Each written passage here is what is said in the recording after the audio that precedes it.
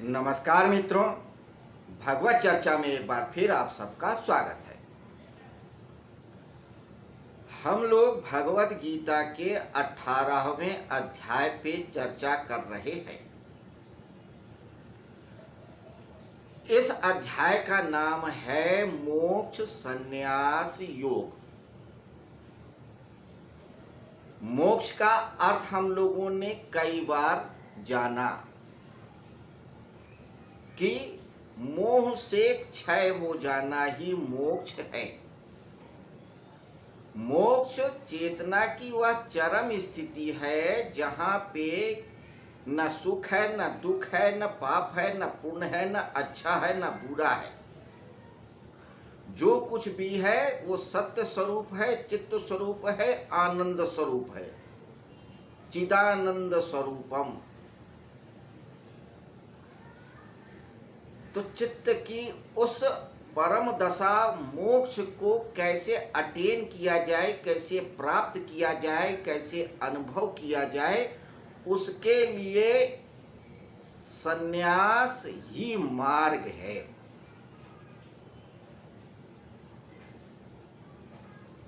संन्यास या त्याग, जो भी कह ले, त्याग सामान्यता सांसारिक वस्तुओं को छोड़ने का नाम है और संसार या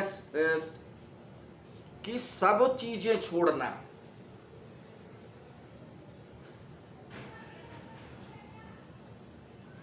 और परमात्मा से जुड़ जाना संन्यास है।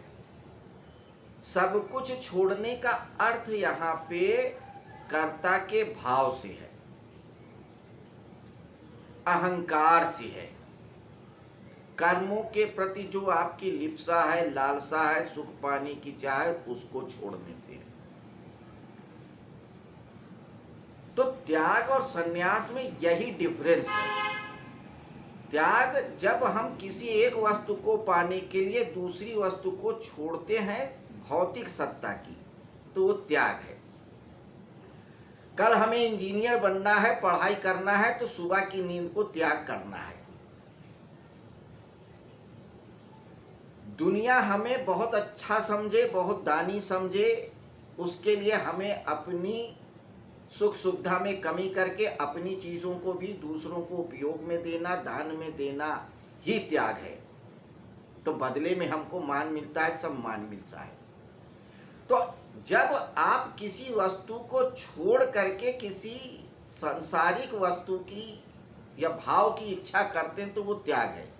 लेकिन जब आप किसी वस्तु, किसी चीज, किसी भाव का त्याग करके परमात्मा की इच्छा करते हैं तो वो संन्यास है। अब उस परमात्मा की इच्छा करने में भी त्याग करना पड़ता है। बहुत से लोग घर छोड़ देते हैं, बहुत से लोग पूरा सुख सुविधा, शासन प्रशासन, दुकान मकान सब छोड़ देते हैं। जैसे बुद्ध जंगल में चले जाते हैं, गुफाओं में चले जाते हैं और सिर्फ परमात्मा का ध्यान करते हैं और उनको प्राप्त कर लेते हैं, मोक्ष की अवस्था को अटेन कर लेते हैं। इसी संदर्भ में इसी अध्याय में भगवान श्री कृष्ण ने 4 मत बताए थे, दूसरे और तीसरे श्लोक में। आप लोग उसको एक बार फिर से रिवीजन करिए, हमारे ही वीडियो को देख करके फिर से याद कर लीजिए जो पुराना वीडियो हो, नहीं तो खुद भगवत गीता ले आके पढ़िए और जान लीजिए। अब भगवान श्री कृष्ण क्या कह रहे हैं इस अध्याय में कि देखो, अर्जुन कर्म तो छोड़ ही नहीं सकता कोई व्यक्ति, क्योंकि कर्म करना हमारी मजबूरी है, मनुष्य की, परमात्मा की नहीं। परमात्मा भी हालांकि कभी कर्म छोड़ता ही नहीं, वो सतत कर्म लगा रहता है, ताकि वो छोड़ सकता है, लेकिन नहीं। वो खुद कहते हैं 4थे अध्याय में कि 5वें में कि अगर मैं कर्म करना छोड़ दूं तो सब कुछ अस्त व्यस्त हो जाएगा, तहस नहस हो जाएगा। तो परमात्मा भी स्वयं कर्म करता है।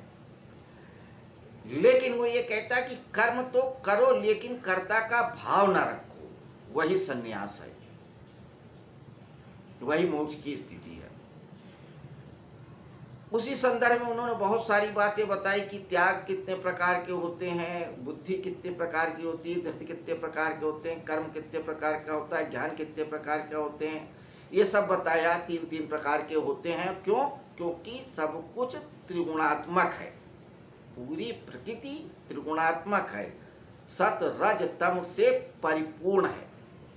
40वें श्लोक में उन्होंने क्या कहा कि अर्जुन, अपरा सत्ता की कोई भी वस्तु नहीं है या कोई जीव नहीं है जो सत रज तम से परे हो। इसलिए चाहे कर्म हो, भाव हो, बुद्धि हो, ज्ञान हो, धृति हो, सबको तुम तीन गुणों के आधार पे समझो। अगर बुद्धि, ज्ञान, कर्म, धृति सब कुछ सात्विक है तो समझो तुम सही रास्ते में हो, अन्यथा तुम संसार में ही भटकते रहोगे। तीनों गुणों के पार जाओगे तो ही सारे संशय खत्म होंगे, तो ही सारे दुख खत्म होंगे, तो ही सारे जन्म मरण का चक्कर खत्म होगा।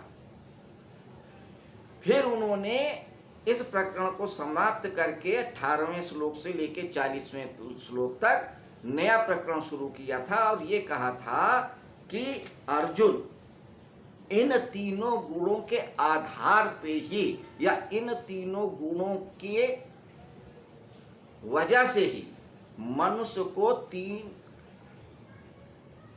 मुख्य प्रकार से बांटा गया, बल्कि तीन नहीं 4, ब्राह्मण, क्षत्रिय, वैश्य और शूद्र। कहा ये जो प्रकृति है त्रिगुणात्मक है, मनुष्य इन त्रिगुणात्मक प्रकृति से जुड़ा हुआ है, प्रकृति का हिस्सा ही है। तो मनुष्य की जो आदत है, व्यवहार है, विचार है, भाव है, इन तीनों गुणों से रहित नहीं है। उसी के आधार पे उनका वर्गीकरण किया है, ब्राह्मण, क्षत्रिय, वैश्य और शूद्र। और ये कहा है कि मनुष्य ब्राह्मण, क्षत्रिय, वैश्य और शूद्र अपने कर्म और स्वभाव से होता है। मनुष्य ब्राह्मण, क्षत्रिय, वैश्य और शूद्र जन्म से नहीं, अपने कर्म और स्वभाव से होता है। स्वभाव वो पिछले जन्मों से लेके आता है, ये एक अलग बात है, लेकिन डेवलप और उसको प्रयोग में इसी जन्म में लाता है। उसके आधार पे वो ब्राह्मण, क्षत्रिय, वैश्य, शूद्र जाना जाता है। समाज ने इसको जन्म से जोड़ दिया, यही गलती हो गई। एक जमाने में ब्राह्मण, क्षत्रिय, वैश्य, शूद्र कर्म से माने जाते थे। वाल्मीकि से बड़ा कौन ब्राह्मण है? भगवान वेदव्यास से बड़ा कौन ब्राह्मण है? भगवान वेदव्यास तो मछुआरन के पेट से पैदा हुए थे, जो शूद्र जाति में आती है। वाल्मीकि डाकू थे, वाल्मीकि आज भी शूद्र माने जाते हैं। कबीरदास जुलाहा थे। ये सब ब्राह्मण ही आप समझिए, कुल से कोई मतलब नहीं है। कोई व्यक्ति ब्राह्मण घर में भी पैदा होकर के क्षत्रियों जैसा व्यवहार कर सकता है, परशुराम जैसा। कोई क्षत्रिय घर में पैदा हो करके ब्राह्मण जैसा हो सकता है, बुद्ध जैसा, महावीर जैसा। क्षत्रिय घर में पैदा हुए थे, ब्राह्मणत्व को उपलब्ध हो गए।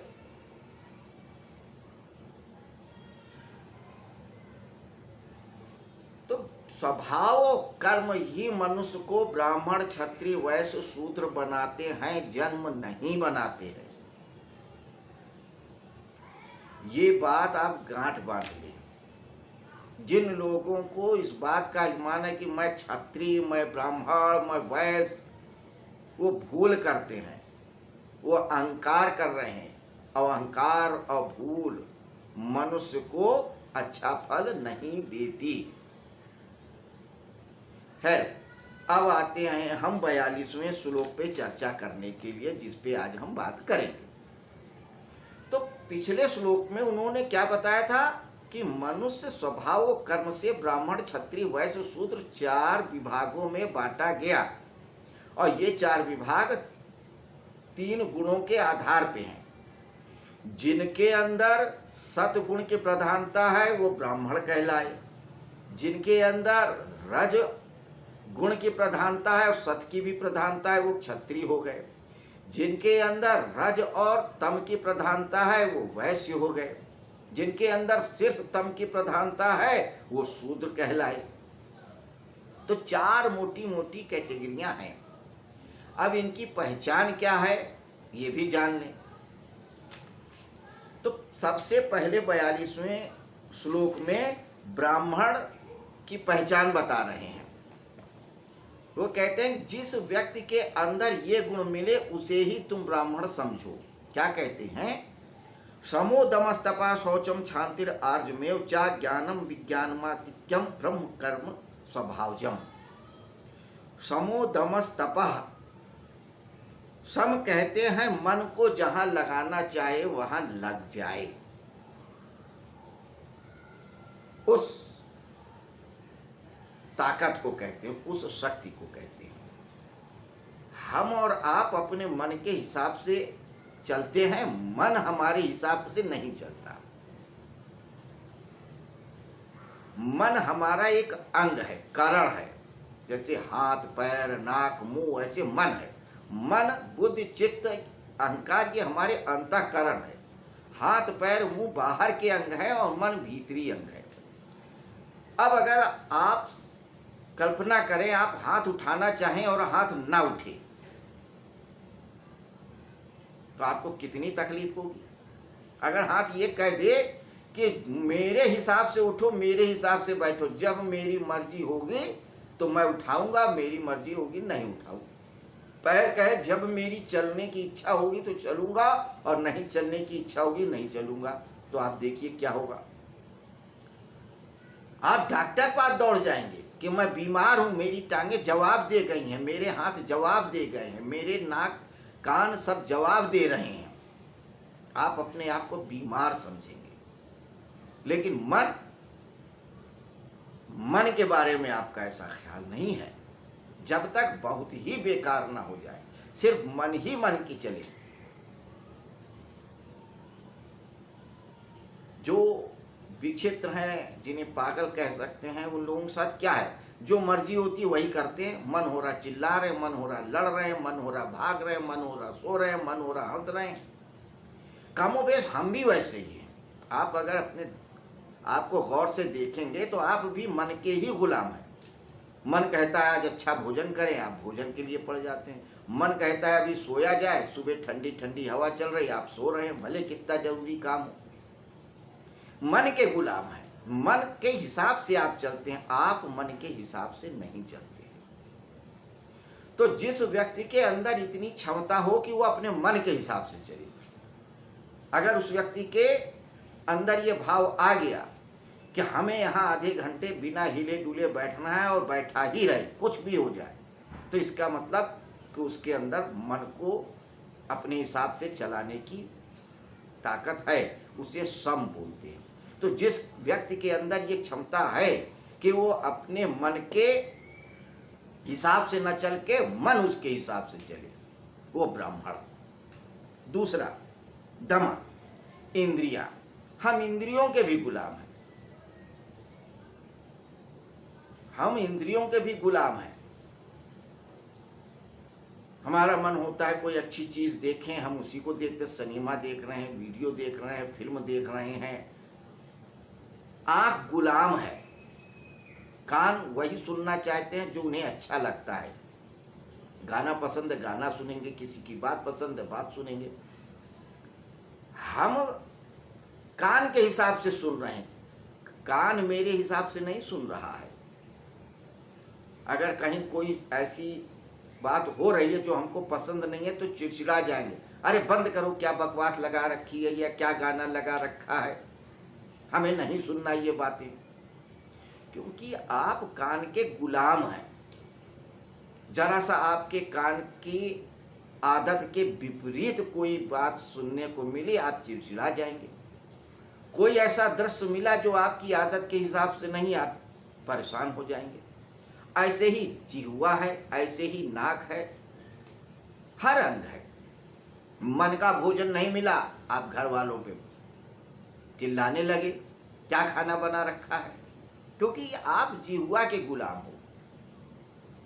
हम इंद्रियों के भी, यानी कि ये कर्मेंद्रियों के भी गुलाम हैं। अंतःकरण यानी मन और बुद्धि के तो गुलाम है ही है, बाह्य इंद्रिय यानी हाथ पैर नाक मुंह के भी गुलाम है। तो जब हम अपने हिसाब से इंद्रियों को लेके चलते हैं तो उसको दम बोलते हैं। तो जिस व्यक्ति के अंदर ये क्षमता है कि अपने हाथ पैर नाक मुंह कंट्रोल करके रखे, जहां लगाना चाहें वहीं न लगाएं, वो दम होता है। तो जिस व्यक्ति के अंदर अपने हाथ पैर नाक मुंह जीवा सब पे कंट्रोल हो, वो ब्राह्मण। जिसका अपने मन पे कंट्रोल है वो ब्राह्मण, जिसका अपनी इंद्रियों पे हाथ पैर नाक आंख मुंह पे काबू है वो ब्राह्मण। तीसरा, तपः, धर्म पालन के लिए कष्ट सह सके, धर्म का पालन करने के लिए कष्ट सह सके। यज्ञ करना, हवन करना, पूजा करना, पाठ करना, दान करना, इन सब में कष्ट होता है, समय लगता है, धन लगता है, अपने आराम का त्याग करना पड़ता है। तो जो ये करे या कर सकता है या करता है वही ब्राह्मण है। तो सम दम तप शौचम, बाहर और भीतर से शुद्ध हो। बाहर से तो बहुत बढ़िया कपड़ा पहने हैं, वो अंदर में मैल है, मन में मैल है। क्या किसको मार दें, किसका पैसा छीन लें, किसको धोखा दे दें, चल रहा है ये मन में। ऐसा नहीं हो, मन भी शुद्ध हो, बाहर भी शुद्ध हो। मन भी शुद्ध है, हर व्यक्ति के प्रति प्रेम है, हर व्यक्ति के प्रति एक स्नेह है, और शरीर भी शुद्ध है, बाहर से भी शुद्ध है। ये नहीं कि मैला कुचैला पहने हैं, गंदा पहने हैं, अरे यार ठीक है, नहीं, बाहर और भीतर दोनों की शुद्धता हो। क्षांत्री, दूसरों के अपराध को क्षमा कर सके, किसी से कोई गलती हो गई आप माफ कर दें। अगर आपके अंदर माफ करने की क्षमता है तो ही आप ब्राह्मण हो, आप धार्मिक हो, वरना नहीं हो। ये नहीं कि किसी ने कह दिया जरा सा और बस मरने मारने लगे, जान लेने लगे, एक दूसरे का गला काटने लगे। ऐसा व्यक्ति धार्मिक नहीं हो सकता, ब्राह्मण नहीं हो सकता। आर्जवम, सरलता हो, जटिलता ना हो। आप जो कुछ हैं वही आप दिखाएं। आप विद्वान नहीं, आप अपने आप को विद्वान दिखाना चाहते हैं उल जलूल तर्क करके। आपके पास कम पैसा है लेकिन आप जो ऐसा दिखाते कि मैं बहुत बड़ा रईस हूं, तो ये भी ब्राह्मणत्व तो नहीं है। जैसे है सहज सरल वैसा ही दिखे, सहजता सरलता। किसी को डांटना है उतना ही डांटे, कोई गलती हो गई अगर डांटना भी पड़ा तो उतना ही डांटे जितना जरूरत। ये नहीं कि जरा सी गलती पे इतना डांटे कि वो व्यक्ति आत्महत्या कर ले, शर्मिंदा हो जाए, पाप भोग से उबर ही ना पाए। तो कहने का मतलब यह है कि आपके हर कृत्य में सहजता और सरलता हो, ज्ञान हो, वेद शास्त्र पुराण का अध्ययन करे हो। ये सारे गुण के बाद ये भी गुण महत्वपूर्ण है। अगर आपने अपने धर्म के अनुसार जो पुस्तकें हैं जिनको मान्यता मिली है, वेद शास्त्र पुराण उपनिषद जो भी है, उनको आपने नहीं अध्ययन किया है, और अध्ययन करने का मतलब ये नहीं कि रीडिंग कर लेना, उनके प्रति एक समझ होना और जीवन में उतार लेने की क्षमता हो, तो ही आप ब्राह्मण हो। विज्ञानम, इसके अलावा अगर वेद वगैरह में, पुराण में या किसी पे धार्मिक पुस्तकों में कोई बात लिखी है, उसको देश काल और परिस्थिति के अनुसार उसको कसौटी में कसें कि वो बात जो पहले कही थी आज भी प्रासंगिक है या नहीं है।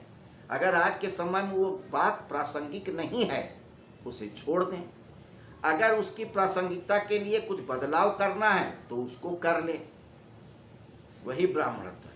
ये नहीं कि जो पुराने समय में कहा जा चुका है बस उसी को करते चले आ रहे हैं, लाठी पीटते चले आ रहे हैं, नहीं, यह ब्राह्मणत्व नहीं है। आस्तिक्यम, परमात्मा वेद आदि में विश्वास रखना। अध्ययन करे हैं, जानकारी भी है, लेकिन विश्वास नहीं है, ये भी गलत है। विश्वास भी होना चाहिए।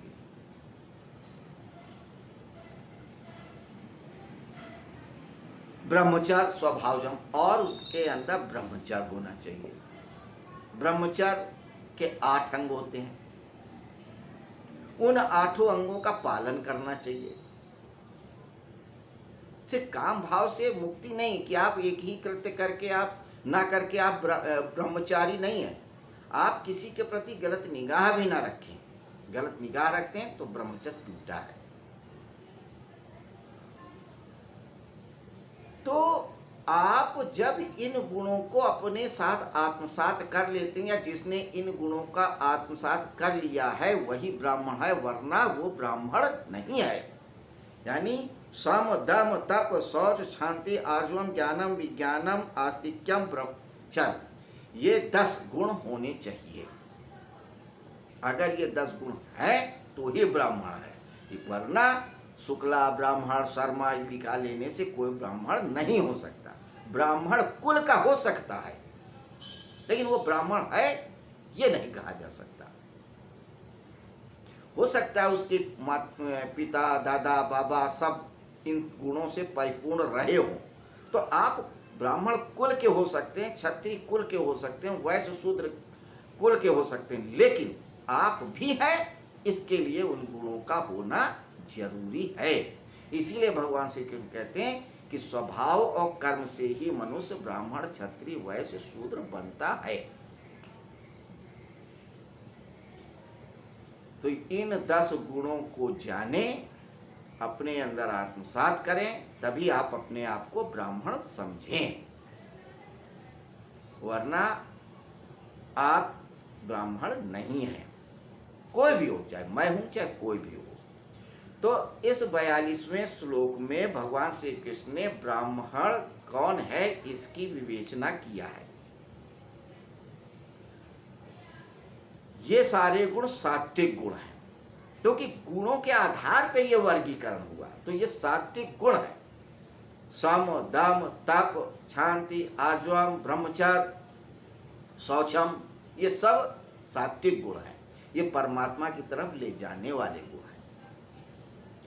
अब राजसिक गुण क्या है, क्षत्रिय क्या है, क्षत्रियों को कैसे पहचाना जाए, ये 43वें श्लोक में भगवान श्री कृष्ण ने बताया है, जिस पे कल चर्चा करेंगे। आज इतना ही।